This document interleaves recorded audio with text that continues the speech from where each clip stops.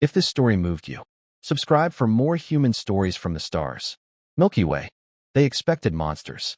They prepared for armor, weapons, threats, and war chants. What they got instead were humans in t-shirts. That was the moment the Deathworld Council made its first fatal mistake.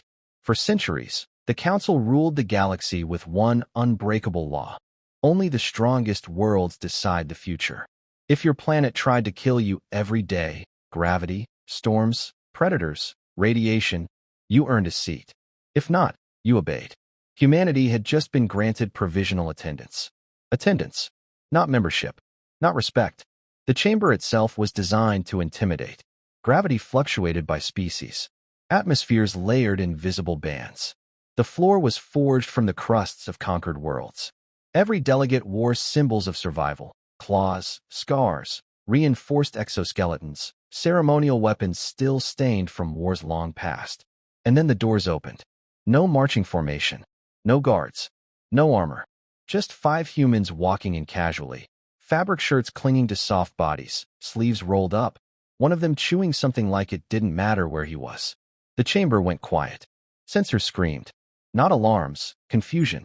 Human vitals were unstable by council standards. Heart rates erratic. Oxygen intake inefficient. Muscle density laughable. Several delegates laughed out loud. The Varkeen warlord clicked his mandibles in amusement. These are the Deathworlders? Another voice echoed, cruel and amused. They wear their weakness openly. The humans didn't react. At the center walked Ambassador Aiden Furrow. No insignia, no ceremonial markings. Just a faded shirt with a simple word printed across the chest. Human. He stopped exactly where protocol demanded. Then he smiled. That smile unsettled more than any weapon ever could. Because it wasn't nervous. It wasn't arrogant. It was patient. Aiden glanced around the chamber like someone entering a noisy cafe, not the most dangerous room in known space. He adjusted his sleeve, feeling the crushing gravity press down, 3 times Earth standard. Behind him, one of the human delegates whispered, "Gravity's cute." A few translators hesitated, unsure whether to process sarcasm as insult or threat. The council chair rose, towering, armored, ancient. "You stand before the Deathworld Council," it boomed. "Explain why your species believes it belongs here." Aiden didn't bow. He didn't kneel. He leaned forward slightly and said, calmly, "We don't think we belong here." The chamber stirred.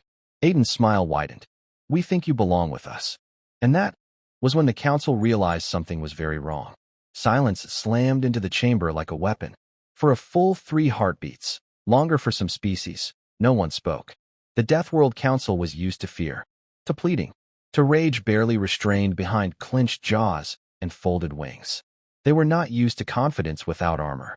The council chair's eyes narrowed, layered lenses adjusting to reevaluate the humans. "Clarify your statement," it demanded. "Your species ranks below minimum survivability thresholds. Your biology is inefficient, fragile, unarmed." Aiden nodded slowly, as if agreeing with a weather report. "That's all true," he said. "On paper." A ripple of irritation passed through the delegates. The crawl matron flexed her talons, scraping stone. "Then why do your people smirk while standing beneath crushing gravity?" One of the human delegates, short, broad-shouldered, cracked his neck. "Because if this was dangerous," he said casually, "we wouldn't have come without snacks." A few translators glitched again. The council chair slammed its staff once. The impact shattered a nearby stone platform meant to demonstrate strength. "This is not a place for humor, human." Aiden raised a hand, not in surrender, but in pause. "You're right," he said. "This is a place for survival. For proof. For scars." He slowly turned, gesturing to the chamber. "You believe suffering earns authority, that the harsher your world, the more wisdom you carry." Murmurs of agreement followed. Aiden took a breath. His vitals spiked, not fear. Excitement. "Our world tried to kill us too," he continued. "Constantly. Earthquakes. Viruses. Predators. Starvation. War." He tapped his chest. "But the difference is, we didn't adapt by growing claws." The Varkeen warlord laughed again. "Then how did you survive?" Aiden's eyes hardened, just a fraction. "We adapted by changing everything else." Behind him, one human rolled down his sleeve, revealing skin marked with faint scars, burns, cuts, surgical lines. Another flexed fingers wrapped in thin fabric gloves that masked something metallic underneath. The council's sensors began to ping again. Internal implants, reinforced bones, neural accelerators, hidden beneath cotton and smiles. The laughter died. Aiden stepped forward. The gravity plates groaned, but held. You built this council to decide who deserves power, he said. So let me ask you something. He looked directly at the chair. When your world tried to kill you, did you survive? Yes, the chair replied coldly. Aiden nodded once. When ours tried to kill us, he said softly, we learned how to make it stop. Every predator instinct in the chamber flared at once. Because for the first time, the council wasn't looking at prey. They were looking at a species that had beaten its own death world into submission and gotten bored afterward. And the humans hadn't even started explaining how. The council chair did not like feeling watched. For the first time in its 1,000-year reign, the sensation crawled across its armored spine, not from an enemy's stare, but from a room full of beings who looked relaxed. Demonstrate, the chair ordered. Words are cheap. Survival is measurable. Aiden didn't hesitate. He gestured to the center of the chamber. Gladly. At once, the environment shifted. This was the council's favorite trick. Gravity spiked. Atmosphere thinned. Temperature dropped sharply while radiation levels crept upward, conditions lethal to most non-Deathworld species within seconds. Several alien delegates leaned back, satisfied. This was how arrogance ended. Human heart rates jumped. Oxygen demand surged. Sweat beaded on skin. Still, no one collapsed. One human coughed. Another winced. A third smiled through clenched teeth. Aiden remained standing. Is that all? He asked. The chamber erupted in irritated hisses and clicks. The crawl matron screeched. Increased pressure. The gravity doubled again. Stone cracked. A lesser delegate species collapsed instantly, medics dragging them away. The test wasn't designed for spectators. Aiden's knees bent slightly. Behind him, a human woman muttered, "Feels like leg day." The chair's sensors went wild. Human bones, flexing but not breaking. Organs, shifting, compensating. Micro-adjustments across musculature at speeds no natural species should manage. Impossible, whispered a delegate. Aiden exhaled slowly, steadying himself. You evolved to survive your worlds, he said, voice strained but clear. We evolved to rewrite ours. He reached into his pocket. That simple motion sent 3 war species into attack posture. Aiden withdrew a small, rectangular object. A smartphone. He set it gently on the floor. Before you ask, no, it's not a weapon, he said. It's worse. It's proof. The device activated. A projection filled the air. Earth, but not the gentle blue sphere shown in first contact briefings. This Earth burned. Megastorms spanning continents. Cities sealed beneath domes. Oceans choked with engineered predators. Humans walking through environments that would liquefy council species in seconds. The footage showed people laughing in disaster zones. Working, building, arguing over coffee while the sky turned green with radiation storms. This, Aiden said, is a Tuesday. The projection shifted. Human war footage. Not conquest, containment. Entire ecosystems rebuilt after collapse. Species resurrected from extinction. Planets terraformed not for beauty, but for control. The Council's bravest species fell silent. Aiden looked up, eyes burning now. You sit on thrones built from surviving hell, he said. We walked through hell, mapped it, and installed safety rails. The gravity returned to normal. Aiden straightened, rolling his shoulders as if loosening after a stretch. Now, he said calmly, would you like to see what we wear when we don't feel safe? The humans behind him began unbuttoning their sleeves. And the council realized the t-shirts were the most dangerous lie they'd ever believed. The first sleeve came down. Then another. Beneath cotton and skin, the council saw what the scanners had tried and failed to understand. Subdermal latticework. Carbon fiber bone sheaths. Neural ports shimmering faintly under flesh. Not armor. Integration.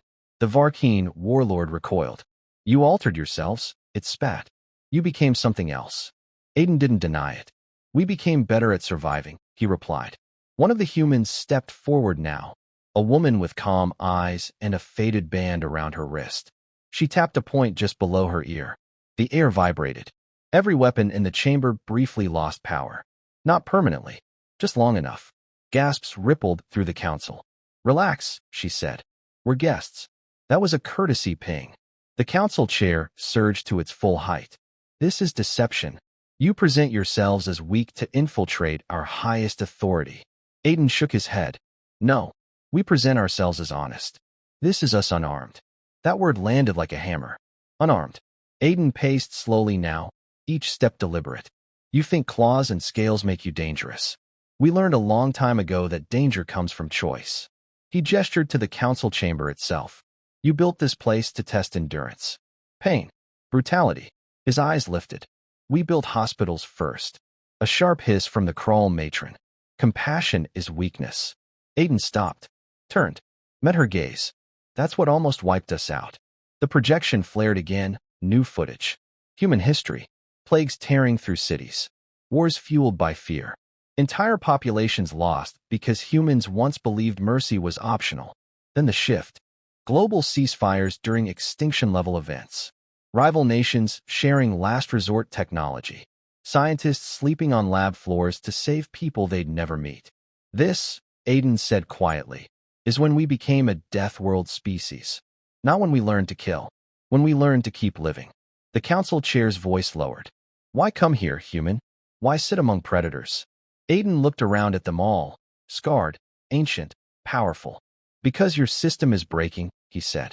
Your wars are escalating. Your death worlds are running out of survivors. He pointed to the floor beneath their feet. You rule by proving who can endure the most pain. His hand dropped. We rule by asking how much pain we can remove. The chamber shook, not physically, but philosophically. For the first time, the council felt it. Not fear of destruction, fear of irrelevance. Aiden took a breath. So we'll ask again, he said. Not as conquerors. Not as prey. As equals. The chair hesitated. And hesitation, in that room, was unheard of. Because somewhere deep in the council's ancient instincts, a terrifying realization took root. Humans weren't here to survive the council. They were here to replace it. The Deathworld Council had one final tradition. When words failed, challenge decided truth. The chair raised its staff once more, and the chamber responded. By council law, it intoned, a species claiming equal standing must face a trial of dominance. The air sharpened. Predators leaned forward. This was familiar ground. Violence was the language they trusted. Aiden didn't look surprised. Of course, he said. Which one? A low, satisfied murmur spread. The chair's mandibles flexed. Endurance. Combat. Or sacrifice. The translators hesitated over the last word. Aiden glanced back at his team. No fear.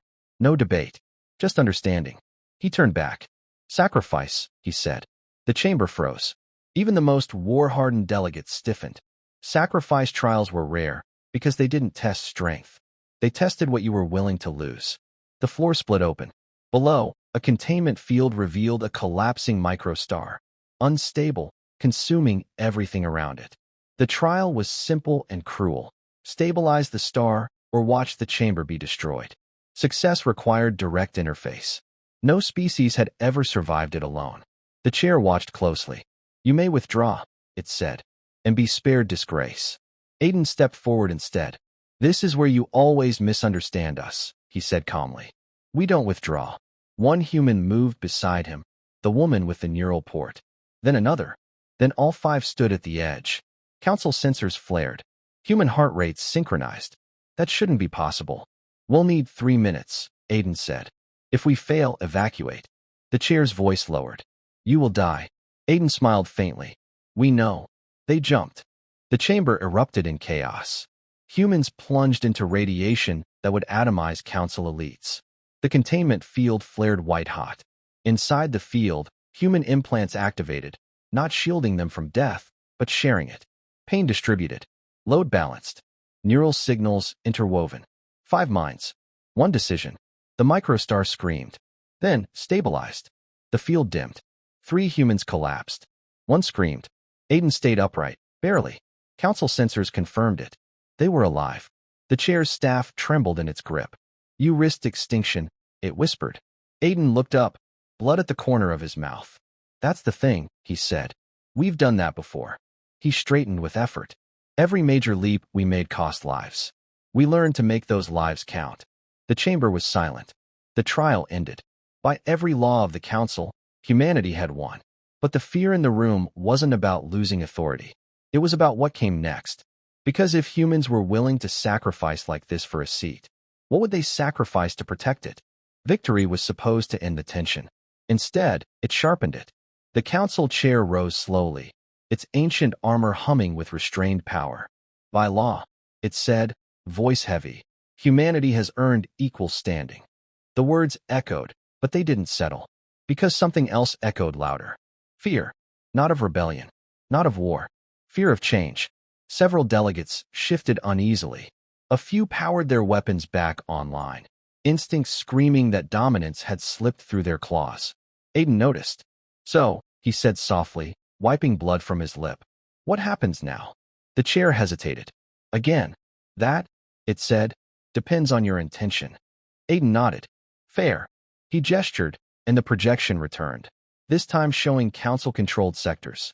Resource depletion, population decline, war curves spiking upward in clean, terrifying lines. This is your future, Aiden said.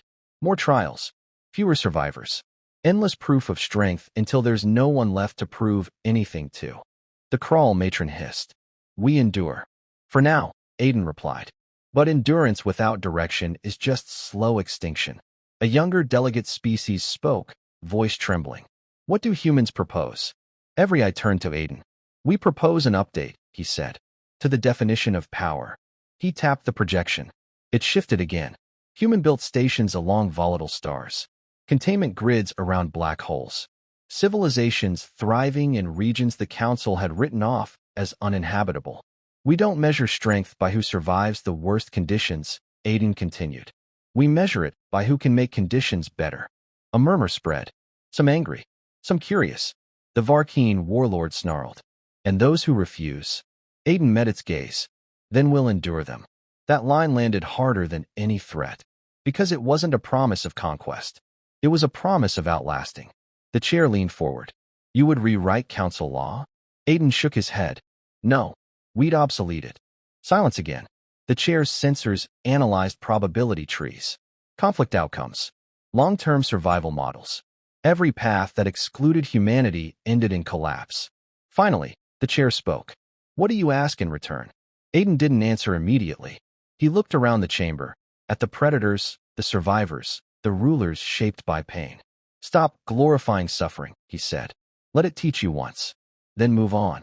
A long pause. Then, unexpectedly, the chair lowered its staff. Humanity, it said, will oversee council reform. A shockwave of reactions exploded. Outrage, fear, relief. Aiden exhaled slowly. But behind his eyes, a new tension formed. Because reform was harder than rebellion. And some Deathworlders would never accept a future where strength wasn't proven through blood. Outside the chamber, alarms began to sound. Unauthorized fleet signatures. Someone had decided to answer change with violence. And humanity was about to show what it wore when it was done asking. The alarms weren't loud. They didn't need to be. Every Deathworld species in the chamber felt them in their bones. An instinctive warning honed by generations of extinction-level threats. Unauthorized fleets. Multiple vectors. No council authorization codes. The Varkeen warlords' claws twitched. Insurrection, it growled. One of ours. Aiden didn't look surprised. Of course it is, he said quietly. Change always wakes the most violent sleepers. The chamber's external feed activated. Warships, old, brutal designs, slid into formation outside the station. Hulls layered with trophies. Weapon arrays warming up. This wasn't a coup for control. This was punishment. A broadcast cut through all channels. You shame the council, a distorted voice roared. You kneel to soft creatures. We will cleanse this weakness. Several delegates recoiled. Others straightened, pride warring with fear. The chair turned slowly toward Aiden. This conflict is not of your making, it said. You may evacuate. Aiden shook his head. Behind him, the human delegates were already moving, quiet, precise. Sleeves rolled higher. Gloves came off. This, Aiden said, is exactly why we're here.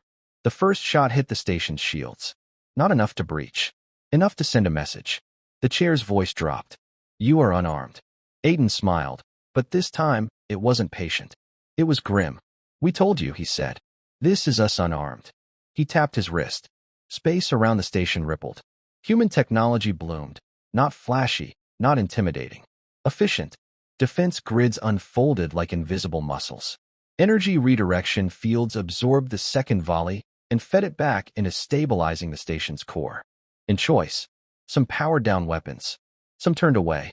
Some stayed, uncertain, watching. Back in the council chamber, the chair observed it all. "This will change the galaxy," it said. Aiden looked tired now, older than when he walked in. "We know," he replied. "Change always hurts at first."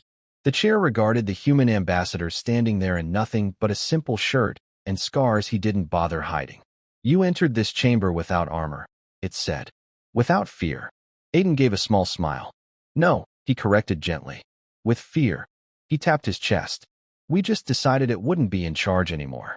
The council formally recorded humanity's status that day, not as the strongest species, but as the most dangerous kind of all, the kind that survives hell, then builds a way out. The station lights stabilized. No victory music, no celebration, just the quiet aftermath of power exercised and deliberately restrained.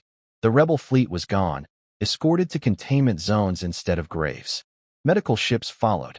That detail unsettled the council more than the battle itself.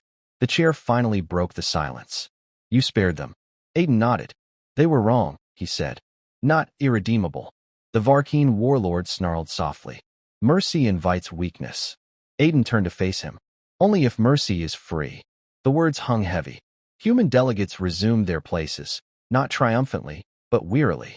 The adrenaline faded, replaced by something the council recognized too late. Responsibility. The chair's voice carried a new weight. "If humans lead reform," it said, "conflict will follow. Many will resist." Aiden didn't argue. "We know. Your species will become a target." Aiden met its gaze. "We've always been one." The projection shifted one last time. This time not of wars or disasters, but of people. Human cities rebuilt again and again. Children learning under sealed skies. Colonists stepping onto unstable soil and calling it home anyway. "This is what you don't understand about us," Aiden said quietly. "We don't seek peace because it's easy." He looked around the chamber. "We seek it because the alternative is exhausting." A long, thoughtful silence followed. Then the chair did something unprecedented. It removed its ceremonial armor. Gasps rippled through the council. Armor was identity. History. Survival made visible. Beneath it, the chair was smaller. Scarred. Old. "Then teach us," it said. The words were not a surrender. They were a request. And that was far more dangerous. Because teaching required trust. Because once you learned another way to live, you could never go back. Aiden inclined his head, not a bow, but acknowledgement. "We'll start," he said, "by changing what this council is for." The chamber's ancient sigils dimmed. New ones began to form, human in origin, but adapted for all species. Not symbols of domination, symbols of stewardship. Some delegates felt relief. Others felt rage. Far beyond the station, sensors detected movement. More fleets. More watchers. The galaxy was paying attention now, and humanity had just stepped onto the most dangerous role imaginable. Not conqueror, not survivor, but example. And examples have a way of spreading. News traveled faster than fleets. Across the galaxy, recordings of the council session spread, edited, translated, dissected. Humans in t-shirts standing beneath crushing gravity. Humans choosing restraint over annihilation. Humans rewriting the rules of power. Reactions were volatile. Some worlds cheered. Minor species, long excluded from the council's cruelty, saw hope for the first time in generations. Others panicked.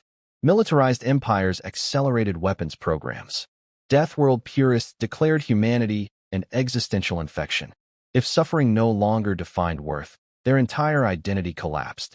The council reconvened under tension thicker than any atmosphere. The chair addressed Aiden privately this time. "You have destabilized equilibrium." Aiden didn't deny it. "Equilibrium built on fear isn't stable," he said. "It's just quiet." Another feed activated, this one unauthorized. A coalition of hardline Deathworld species appeared on screen. Leaders scarred, armored, furious. "You undermine the natural order," one spat. "Withdraw, or we will remind the galaxy what strength looks like." Aiden studied them. How many wars are you fighting right now? He asked. The leaders bristled.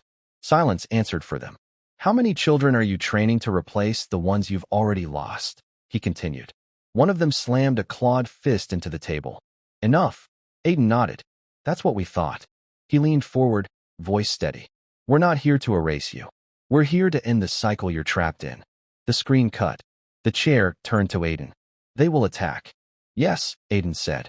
Eventually. You cannot protect everyone. Aiden's expression softened. No, he admitted. But we can change what they're attacking.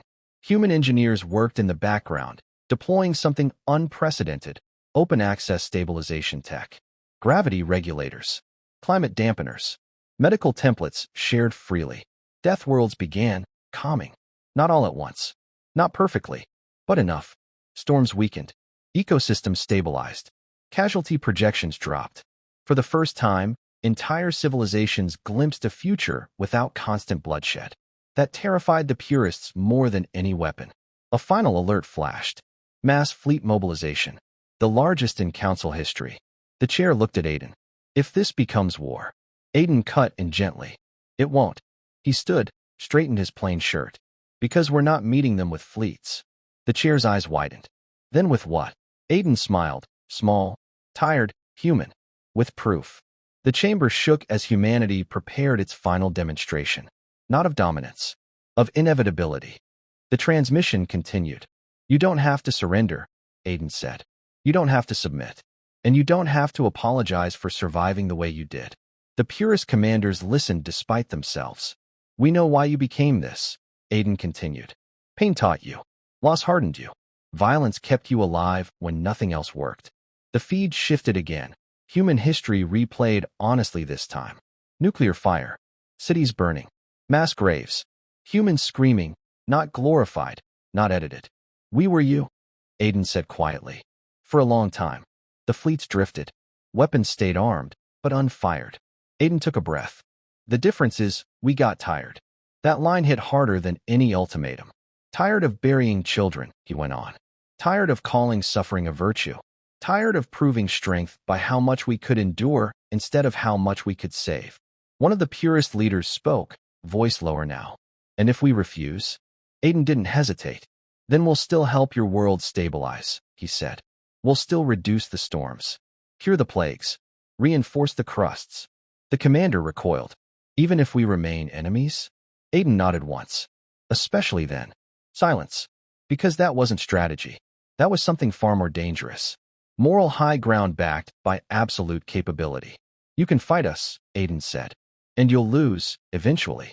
Not because we're stronger, but because your people will ask why they're still bleeding when they don't have to. One by one, fleet formations broke. Not in retreat. In choice. Some powered down weapons. Some turned away. Some stayed, uncertain, watching. Back in the council chamber, the chair observed it all. This will change the galaxy, it said. Aiden looked tired now. Older than when he walked in. We know, he replied.